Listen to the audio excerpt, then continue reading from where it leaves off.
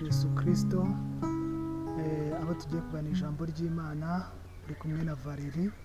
Ngiye tugiye kuganira ku ijambo ry'Imana. Tugiye kuganira ku ijambo ry'Imana rivuga ngo ubukene bw'Imana. Ubukene bw'Imana mu bihe bya none ni ubuhe? Ubukene bw'Imana bwabayeho mu gihe kihe?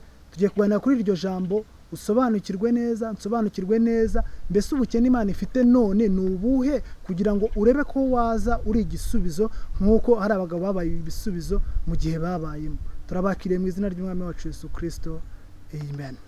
Tugiye gusoma ijambo ry'Imana, Samweli igice cya mbere ku murongo wa mbere. Haravuga ngo hariho umugabo w'Iramata Yisofimu mu gihugu cy'imisozi ya Efurahimu witwaga Elukana mwene Yoramu mwene Elihu mwene Tohu mwene Sufi w'Umwefurayimu. Kandi yari afite abagore babiri, umwe yitwaga Hana undi yitwaga Penina, niwe wari ubyaye, ariko Hana yari ingumba. Uwo mugabo yajyaga ava mu mudugudu w'iwabo uko umwaka utashye, akajya i Shilo gusenga no gutambirayo Uwiteka Nyiringabo ibitambo. Kandi bene Eli bombi, Hofime na Finiyasi, abatambyi b'Uwiteka, niho babaga. Umunsi Elukana yatambaga ibitambo, yendaga imigabane akayiha umugore we Penina n'abahungu be bombi. Ariko Hana yamuhaga ibiri kuko yamukundaga. Ariko rero Uwiteka yari yaramuzibye indibyara. Hano dusomye ijambo ry'Imana, dusomye muri iki gitabo cya Samweli. Dusomye umuntu witwaga Elukana wari ufite abagore babiri, umwe witwaga Penina undi witwaga Hana. Penina yari umugore nk'uko n'abandi bagore bariho, nawe yari ameze nk'uko umeze umunsi wa none, yari yarabyaye nk'uko nawe wabyaye. Ariko Hana Imana yari yaramuzibye indibyara. Ariko mu kumuziba indibyara, Imana hari inyungu yashakaga muri Hana. Imana yari ifite ikibazo cyuko nta mutambyi yari ifite muri Isiraheli, ariko na Hana afite ikibazo yuko nta mwana yari afite. Ubukene bwa Hana bwahuye n'ubukene bw'Imana, bituma Imana imusubiza. Mbese wowe ubukene bwawe cyangwa se ibyo ukeneye, harimo uruhare rw'Imana rungana rute? Mu byo ukeneye harimo inyungu y'Imana. Mu bintu byose ukwiriye gukora ku manywa na nijoro, uba ukwiriye gutekereza muri plani zawe ukavuga ngo harimo inyungu y'Imana ki? Hana yaragiye arasenga ayinginga Imana uko bukeye n'uko bwije, akomeza gushaka Imana, arasenga. Umutambyi Eli akajya amureba akavuga ngo uriya ni umusinzi. Ariko Hana hari icyo yashakaga mu mutima w'Imana, hari icyo Hana yari akennye. Icyo yari akennye nicyo n'Imana yari ikennye. Hana yari afite ubukene bw'umwana, ariko n'Imana yari ifite ubukene bw'umutambyi. Ufite ubukene bumeze bite uyu munsi? Ukennye iki? Mu cyo ukeneye harimo uruhare rw'Imana, harimo inyungu y'Imana ki? Ibyo dukennye byose hagomba kuba harimo n'ubukene bw'Imana. Mu murimo ukora aho ngaho mbese bimeze bite? Seme amen. Ijambo ry'Imana ritwereka yuko Hana yajyaga ajya gutamba ibitambo ajyanye n'umugabo wiwe Elukana uko umwaka utashye, bakazamuka bakajya i Shilo, bakajya gutambira Uwiteka ibitambo. Babaga bagiye kwiyereka Imana, babaga bagiye gutamba ibitambo by'umwaka. Ariko Hana iyo yageragayo, Hana yarasengaga. Dushobora kuza mu rusengero turi benshi, ariko twese ntabwo ariko tuba twaje gushaka Imana. Ariko Hana yari afite ikibazo, Hana yari afite ubukene, Hana hari ikintu yari akeneye muri we, Hana yari afite ibibazo bitandukanye. Ariko Imana nayo yari ifite ubukene bw'umutambyi. Imana yari imaze kurambirwa. Bene Eli bari bamaze guta umurimo w'ubutambyi, basigaye bawukoreramo ibyaha. Umurimo w'Imana waratutswe, umurimo w'Imana warasuzuguwe, umurimo w'Imana urimo ibibazo. Ariko Hana arasenga, atakambira Imana, abwira Imana ati Imana ya Iburahimu, Imana yo kwizerwa. Yarasenze. Mbese wowe uri gusenga ubukene ufite bwa none? Mbese wowe utinyuka gusenga ntabwo ucecetse? Hana yarasenze, agira n'ahanyeganyeza iminwa, akajya abwira Imana ku manywa na nijoro. Hana aratakamba. Eli aramureba, aravuga ngo uriya ni umusinzi, aravuga ngo uriya yanyweye inzoga. Ngo mbese wa mugore we, seme amen, ngo mbese wa mugore we, ngo kuri aya manywa iki gihe koko wasinze? Ariko Hana aramubwira ngo mutambye. Ntabwo Hana yasubije nabi, ntabwo Hana yamunakiye, ntabwo Hana yavuze ibitari byo. Hana yakomeje gusenga. Hana ndetse amwubaha nk'umutambyi, kubera ko Eli nubwo yari yaraguye, nubwo Eli yari yaravuye mu byizerwa, nubwo Eli ataragikora umurimo neza w'ubutambyi, ariko yarakira umutambyi. Niyo mpamvu nkubwira, umushumba wawe wamurusha gusenga, umushumba wawe wamurusha amavuta, umushumba wawe wamurusha impano, umushumba wawe wagira ibyo umurusha, ariko ni umushumba wawe nashaka abe yaraguye. Ukwiye kumwubahira amavuta ariho, amavuta yasizwe n'Imana, ukwiriye kuyubaha ukayacira bugufi. Ntumwirateho ngo nuko uzi gusenga cyane, ntumwirateho ngo nuko werekwa cyane, ntushake kuba hejuru y'umushumba wawe, kubera yuko iyo ushaka yuko amavuta gukorera uca bugufi munsi yayo. Umutambyi akwiriye kubahwa, pasiteri akwiriye kubahwa, umuyobozi ukuyoboye none akwiriye kubahwa, umurimo urimo gukora uyu munsi umuyobozi ukuyoboye akwiriye kubahwa, kubera ko uwo muyobozi niwe uzagutuma wakira ibyo Kristo yakugeneye. Ibyo Imana yakugeneye uzabyakira binyuze hehe? Binyuze mukuri hejuru. Umwanya ukeneye kujyamo umenye ko hari abandi bawurimo. Ariko Ana yarasenze, Ana arasenga. Imana yari ifite ubukene bw'umutambyi, ibitambo ntabwo byari bigitangwa neza, hari harabaye ibibazo bikomeye muri Isiraheli. Ariko Ishiro, ageze Ishiro, Ana asobanukirwa icyo yari akeneye. Ana yarasenze, arasenga, ariko ntabwo Imana yamusubije, kugeza igihe Ana gusenga kwiwe kwahuye n'Imana ishaka. Mbese gusenga kwawe kuri guhura n'Imana ishaka? Gusenga kwawe kuri guhura n'ibyo Imana ikeneye mu minsi ya none? Turi mu bihe bitandukanye, ariko ukwiriye kumenya ngo mbese ibyifuzo byanjye bihuye n'iby'Imana? Ibyifuzo ufite uyu munsi bihuye n'iby'Imana? Ana yarasenze, ariko amaze gusenga yabanje gusenga amasengesho menshi. Ayo masengesho Imana yarayumvishe, ariko ntabwo yamusubije. Imana yamusubije umunsi yamaze kumenya yuko Imana ikennye umutambyi. Ana ngo ari gusenga, ngo aravuga ngo Mana, ngo numpereze umwana w'umuhungu, ngo nzamugutambira. Ana amaze gusenga, Imana aho iri mu ijuru iravuga ngo mbonye umuntu, mbonye aho ngiye kunyuza umutambyi, mbonye aho ngiye kunyuza umukozi wanjye. Imana irangije yohereza Samweli imunyuza kuri Ana. Imana yo mu ijuru, Imana yo mu ijuru yibuka amasengesho ya Ana. Nawe Imana izibuka amasengesho yawe, nawe Imana izibuka ugusaba kwawe. Ariko ubanze kumenya ngo mbese ibyo nsenga biri mu bushake bw'Imana. Ubushake bw'Imana burakomeye, ubushake bw'Imana burasharira kuri bamwe, ariko ubushake bw'Imana burahambaye. Iyo twabwinjiyemo tuba abagabo, iyo twabwinjiyemo turisobanukirwa, iyo twabwinjiyemo tuba abagabo mu misozi turiho gukoreraho umurimo w'Imana. Samweli yari ari ku musozi w'idini, ariko nawe ku musozi uriho waba ambasaderi w'Imana. Ku musozi wa politike waba ambasaderi w'Imana, wahagararira Imana, wahamya Imana, wahamya kwera kw'Imana. Ijambo ry'Imana ni rizima. Twasomye ijambo riratubwira ngo Ana yarasenze, ariko Ana ubukene yari afite bwari ubw'umwana.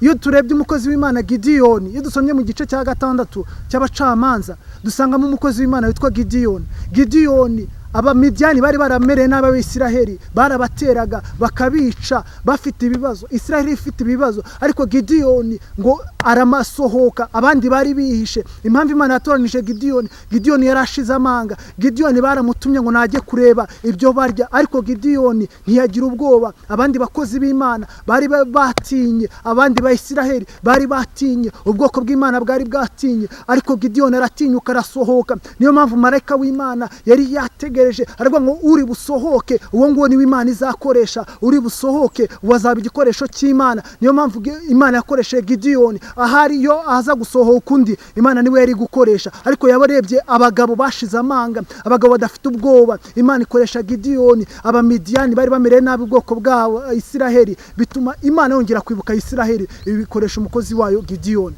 Imana ntabwo igikoresha umuntu ngo nukubera amaboko amuzengurutse. Ntabwo Imana izagukoresha ngo nuko ufite ibya mirenge. Ibikeye ufite, ukumeze, ukungana, Imana yagukoresha. Ariko mbere na mbere ukwiriye kubanza ukamenya ngo ndi kuwuhe musozi. Mbese Imana ifite ubuhe bukene? Ubukene Imana ifite ni ubuhe? Ugasenga Imana, umenya ngo mbese muri ino minsi Imana ikeneye ko mba hehe, Imana ikeneye ko nkorera hehe. Usenga Imana ku manywa na nijoro, utakambira Imana, winjire mu mutima w'Imana, umenye icyo Imana igukeneyeho, umenye ubukene bw'Imana ku buzima bwawe. Twese Imana idufiteho ubukene, ariko ubukene Imana ifite kuri wowe ushobora gusanga atari bwifite kuri njyewe, ushobora gusanga njyewe mfiteho ubundi, nawe igufiteho ubundi. Niyo mpamvu ngusaba mwene data, senga Imana, wishurwe icyo Imana igushakaho, ukorera Imana. Gideyoni yarasohotse, ariko icyo nkundira Imana, Imana ntabwo igikora ngo kubera amaboko y'abantu bari bamuzengurutse. Imana yakoze kubera ko ari Imana.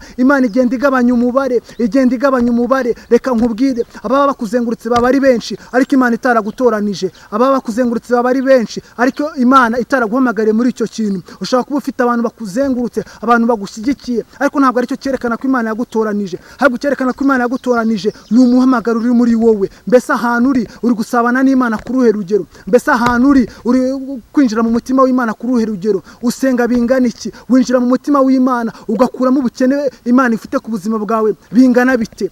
Muvandimwe, ukwiriye gusenga, ukwiriye kumenya icyo Imana igushakaho. Ubukene bw'Imana ku bantu buratandukanye. Mu gihe cya Eli, Imana yari ifite ikibazo cy'umutambyi, ariko muri uyu munsi ushobora gusanga Imana atari cyo kibazo ifite ikindi kibazo. Uzakimenya gute? Ugomba kwinjira mu masengesho. Nk'uko Ana yinjiye mu masengesho, arasenga, asaba umwana, ariko Imana ntiyamumuhereza. Ariko igihe yahuje n'ubukene bw'Imana, Imana yaramumuhaye.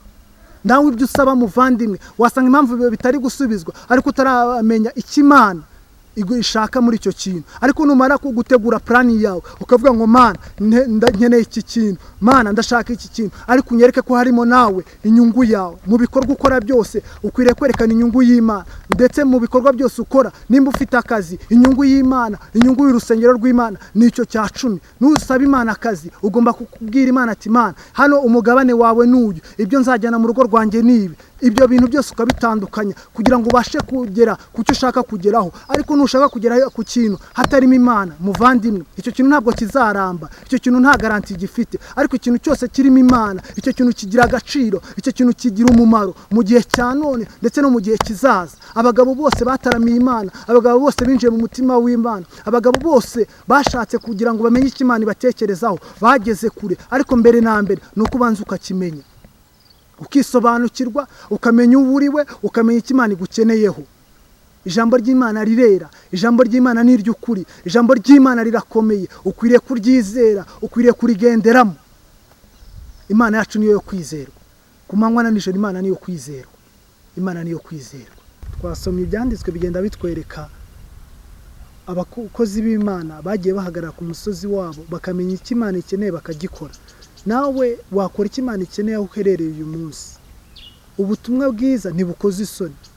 Waba umuvugabutumwa uri gucuruza, abantu bakamenya Imana binyuze mu bucuruzi bwawe. Waba umuvugabutumwa, abantu bakamenya Imana binyuze mu mirimo yawe ya buri munsi. Kubera ko Imana nta hantu idakwiriye kugaragara. Imana ikwiriye kugaragara mu bintu byose. Dukwiriye kuba abahamya bo guhamya Kristo wabambwe ku misozi yose turiho, mu kazi dukora ka buri munsi. Ijambo ry'Imana rituganze. Twegereza ku musozo w'ijambo ry'Imana, dore ko ritajya rirangira ryo, ni ugusubika. Amagambo yose twavuze nta kindi agamije. Twavuze ku bukene bw'Imana, ariko nta kindi agamije ni ukugira ngo umuntu abe igitambo. Umuntu abanze abe nk'utambwe, amenye ko atari uriho, ahubwo ari Kristo uri muri we. Ibyo twavuga byose tutavuze Kristo wabambwe, tutavuze imbaraga z'umusaraba, ntacyo twaba tuvuze. Yego twaba tuvuze, ariko tukwiriye gusobanura abantu tukabahereza ihishurirwa twahawe na Kristo ryo kumenya aho imbaraga ziherereye. Samweli yari ariho, Samweli ariko muri we Kristo yari atarahishurwa, ariko Kristo ari muri we. Ndetse nawe ashobora kuba kurimo ariko utaramuhishurirwa muri wowe. Ariko niyo mpamvu Pawulo yasenze aravuga ngo bahereze data, ngo bahereze umwuka wihishurirwa, ngo birusheho gutuma bakumenya. Iryo ni ijambo ry'Imana. Nawe ndagusabira muvandimwe, ndagusabira mugenzi wanjye, kugira ngo Imana iguhereze umwuka wihishurirwa, bituma urushaho kuyimenya. Hari ukuyiza Imana, ariko ukeneye kongera urugero uziha Imana, ukaba igitambo kizima. Ubukene bw'Imana ukabumenya, ukamenya icyo Imana igukeneyeho, ukamenya icyo Imana igushakaho, ukamenya icyo Imana ishaka mu minsi ya none, ku basore ba none icyo Imana ibashakaho, ku babyeyi icyo Imana ibashakaho, ku bagabo icyo Imana ibashakaho, ku bagore icyo Imana ibashakaho, kugira ngo ubutumwa bwiza bubashe kugera mu mpande zose, bugere mu bantu bitewe n'imyaka barimo. Ariko ubutumwa bwiza bubashe gufata aho hantu, ni uko ubanza kumenya mbese Imana iragushakaho iki, mbese Imana ishaka iki ku buzima bwawe. Ugomba kubanza ukagisobanukirwa. Nta kundi wakimenya, tukimenya iyo dusomye ijambo ry'Imana. Duhishurirwa Imana iyo dusenze, iyo dusomye ijambo ry'Imana, iyo duhishuriwe Kristo muri we, muri twebwe. Tuba abagabo, duhamya uwo twamenye. Ijambo ry'Imana ni ukuri. Muvandimwe, gerageza ushaka uko wamenya, gerageza usenge, niwo wavishurirwa, ukamenya umuhamagaro wawe. Mu muhamagaro wawe niho ubwo bukene Imana igufiteho. bubitsemo. Icyo Imana igushakaho kibitse mu muhamagaro wawe, ariko icyaba kibabaje no kuba utazi icyo Imana yaguhamagariye. Ariko ku munsi wa none ukeneye kukimenya kugira ngo n'abandi babashe kumenya Kristo binyuze muri wowe. Reka dusenge Imana dusoze, tuzakomeza n'ibindi biganiro by'ubutaha. Imana ibahe umugisha. Data, mu izina rya Yesu, turagushimiye kubw'ineza yawe, turagushimiye kubw'ubuntu bwawe, tugushimiye kubw'imbaraga zawe, udushoboze kugusobanukirwa ndetse no kukumenya. Imbaraga zawe zikomeze kuba kuri twebwe, uduhereze kumenya icyo dukeneyeho mu gihe cya none. Abasore bamenye icyo bakeneyeho, ababyeyi bamenye icyo bakeneyeho, buri muntu wese n'urugero arimo abashe kugusobanukirwa. Urakoze kutwumvishe, ni mu izina ry'Umwami wacu Yesu Kristo dusenze wabambwe. Amen.